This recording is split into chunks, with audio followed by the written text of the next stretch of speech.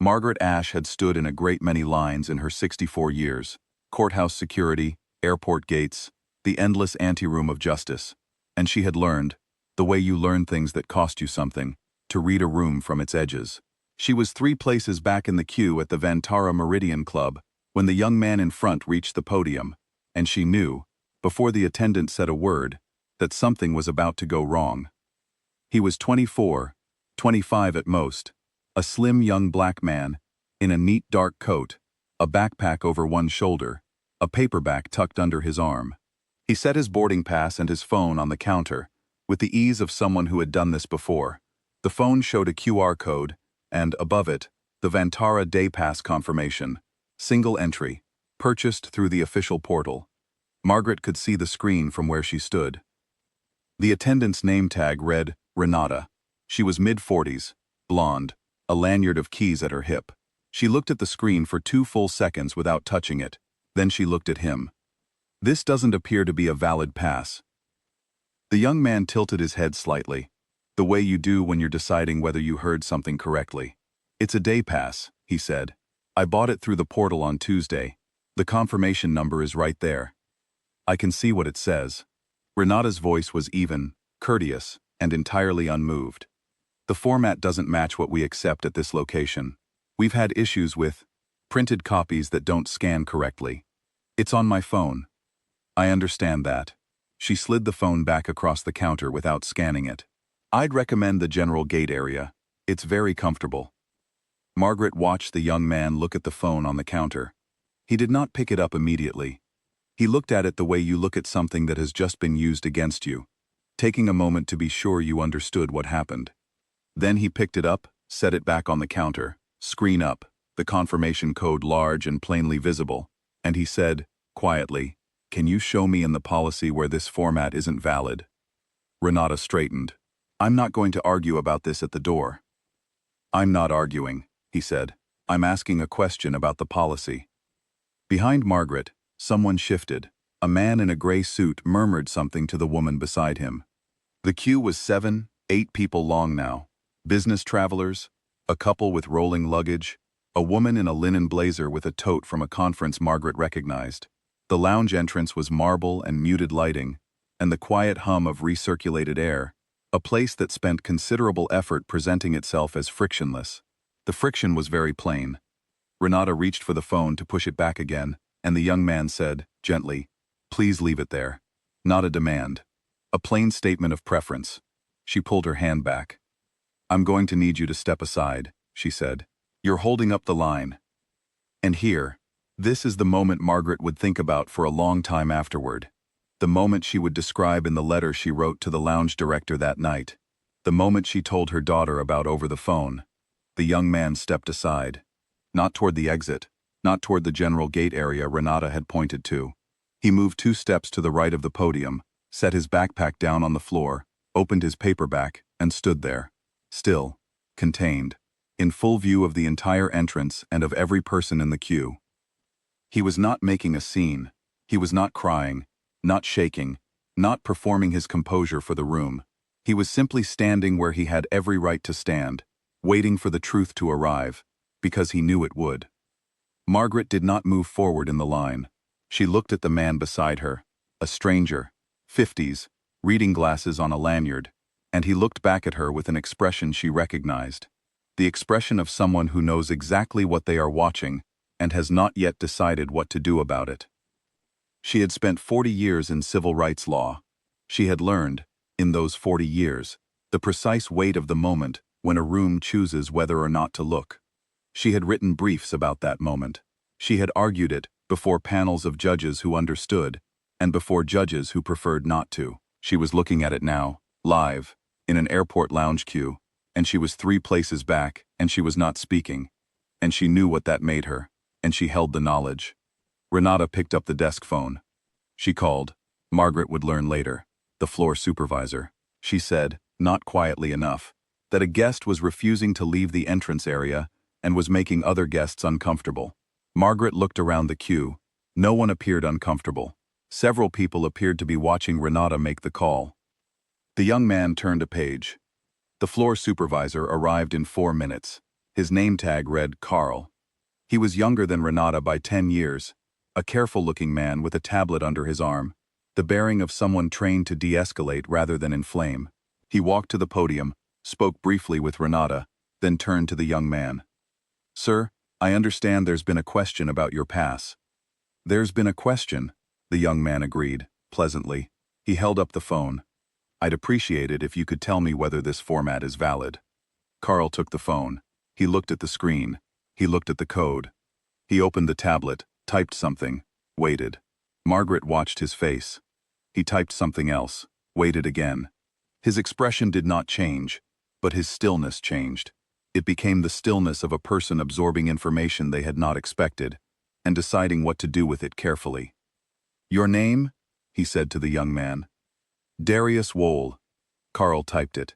Whatever came back on the tablet, Margaret could not see, but she saw the shift in his posture, the subtle straightening of someone who has just confirmed that the person they were called to remove is, in fact, precisely where they are entitled to be. "Mr. Wohl!" Carl's voice was measured. "This pass is valid. It was purchased through the official portal on Tuesday at 2:14 p.m. and is registered to this location for today's date." He handed the phone back. A beat. The man in the gray suit said quietly, to no one in particular, "I have the same format." And then, because rooms work this way, because one voice asking the question that everyone is thinking is all it takes, a woman 2 places behind Margaret said, "So do I. I've used it here 3 times." The queue did not erupt. There was no applause, no confrontation, no raised voices. What happened was quieter than that, and in Margaret's experience, quieter things leave deeper marks. The people in the line looked at Renata, and Renata looked at the tablet in Carl's hand, and the room did what rooms eventually do when they have watched something long enough and can no longer pretend they haven't. It simply stopped looking away. Renata did not say anything. Her hand moved toward the lanyard of keys at her hip and then stopped. Darius Wohl picked up his backpack. He looked at Carl, not at Renata, and said, "Thank you." 2 words. No frost in them. No edge. He meant it. Margaret stepped forward in the line. She could have spoken 10 minutes earlier. She knew it, had known it at the moment she chose to watch instead, and the knowledge had its own particular weight, the kind you carry out of a room and don't set down easily. She had spent her career demanding that institutions see people as people, and she had stood in a queue for 10 minutes, deciding whether the cost of speaking was worth it. She knew what that made her. She had a letter to write. But she stepped forward now, and when she reached the podium she said, clearly, to Carl, "I watched all of it. I'll be glad to put that in writing if it's useful." She handed him her card. He took it without a word, looked at it for a moment, then looked at Renata. "Renata," he said, "I'm going to ask you to move to the back-of-house check-in station for the remainder of your shift." His voice was the same careful, measured tone throughout. "Tomasz will cover the door."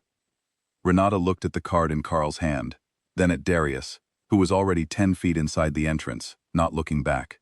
Then she picked up her lanyard and walked through the door behind the podium. Margaret moved through the entry and found her chair near the window, the same chair she always took when she had a 3-hour layover and a brief to read. She set down her bag. She did not feel satisfied. Satisfaction implies the thing that happened should not have needed to happen, and Margaret had been doing this long enough to know the difference between justice and the correction of an injustice. They were not the same thing. One was what the world owed. The other was what happened when the world was made, eventually, to pay a small portion of it. The lounge director, Margaret learned his name was Harlan Osei, from the business card he left on the small table beside her, arrived 20 minutes later. He was a tall man with close-cut gray at his temples, and the manner of someone who had learned to move through difficult rooms without escalating them. He had already spoken with Darius by the time he reached Margaret. He thanked her for the offer to provide a written account, and told her the intake log for the door station was being reviewed. That this was not, he said carefully, the first record of concern about this particular station. Then he crossed the lounge and spent 5 minutes with Darius Wohl, who had found a chair near the charging station, his coat folded over the armrest, his paperback open on his knee. Margaret watched from a distance. She could not hear what was said. She saw Darius listen, nod once, say something brief. She saw Harlan Osei produce a printed document, the boarding upgrade, she assumed. and saw Darius take it with the same plainness he had brought to everything else. No performance, no triumph, no visible need for the moment to be larger than it was. He knew something, Margaret thought, watching him settle back into his chair and find his page again. He had known it at the podium, when he set the phone on the counter and asked his quiet question, and then stepped to the side rather than toward the exit. He had known the truth would arrive if he stayed where it could find him, not because the world was just. He was 24, 25 at most, and he understood the world better than that. But because he had decided, and the decision was in every line of him, I am not the one who needs to leave. That was the thing about him. He had not needed the room to turn. He had not stood there waiting for rescue. He had stood there because he was right, and because he knew he was right, and because moving toward the exit would have been a lie, and he did not appear to be a person who told that particular kind of lie. The room had turned anyway, slowly, incompletely, the way rooms do, with people looking at their phones a moment too long before speaking, with the man in the gray suit offering his observation to the air rather than to Renata's face. It was not a heroic turn. Margaret, who had watched juries for 40 years, had seen heroic turns, and this was not one. This was ordinary decency, arriving a few minutes late and taking its seat without fanfare. Outside, on the tarmac, a wide-body aircraft was pushed back from the gate in the late afternoon light, moving with the slow, deliberate weight of something enormous being returned to where it was always supposed to go. Margaret opened her brief and read, and did not look up again for a long time. But when she did, when the boarding call came and the lounge began to empty, and she gathered her bag and her coat and joined the slow file toward the gate, she passed the chair near the charging station. Darius Wohl was gone. His flight was earlier than hers. There was nothing left of him but the particular stillness of a chair where someone composed had sat, and the paperback, she noticed, which he had left face down on the armrest, holding his page for a reader who would not be coming back. She picked it up without thinking, read the spine and set it back down. Then she walked to her gate, and she thought about the cases she had spent 40 years arguing, and about all the times the truth had arrived and the room had turned, and the person who had simply waited for it to come was already looking toward the door, their coat over their arm, their attention somewhere the room could not follow.